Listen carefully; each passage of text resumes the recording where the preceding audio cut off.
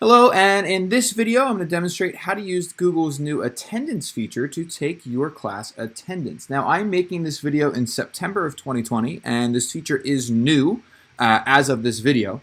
However, Google is constantly updating their Google Meet, so there's a chance that some changes may take place by the time that you watch this video.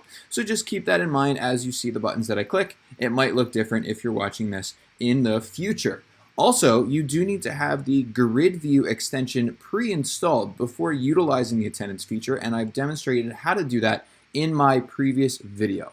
So, what is attendance? Well, attendance is this little button right here that lets you check who's in your meet and even cross-reference that with a class list, and it'll tell you who's missing, which is awesome. You, as a teacher, can see this button. Students cannot see it. So this is not even available for students on a student account. And what I have here is I have 7 student accounts with me in this Meet.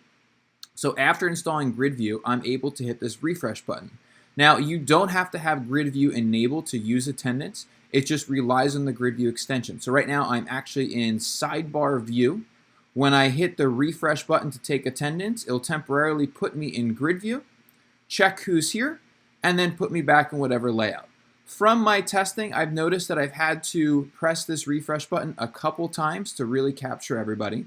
It says that there are 7 people in attendance, but we have 8 people here. The reason for that is 2 of my student accounts have the same name.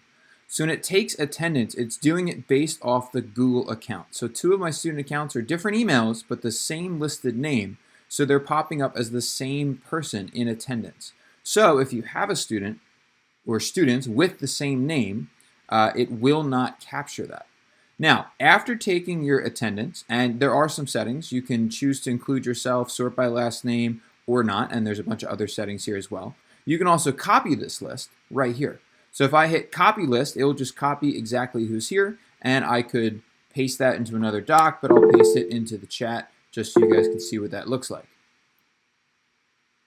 It also has a randomize person button.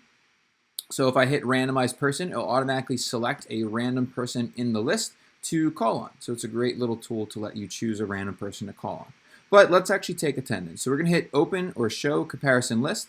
And this is where your class list goes. So I've already copied this list of students here. So I'm going to paste this as my class list. And after you paste a list in here, you can save it. So I can call this, for example, period 1. And I'm actually going to add a couple other names. So that way we'll be able to see that people are missing here. So I'll add Steve Jobs and Bill Gates and Tim Cook. Great. And I'm going to save this as period 1. So in my dropdown, I can actually check and pull up another class period. You can also load a list. So I recommend that you guys save your list outside of Google Meet because, again, this is still a new feature. There are still developments, so you might actually lose a class list here from my experience. But here we go. Here's my class list. I'm going to hit compare, and it shows me that 7 out of 10 students are here. I'm missing Steve Jobs, Bill Gates, and Tim Cook. Now, what you can do with this is copy it in 2 different ways.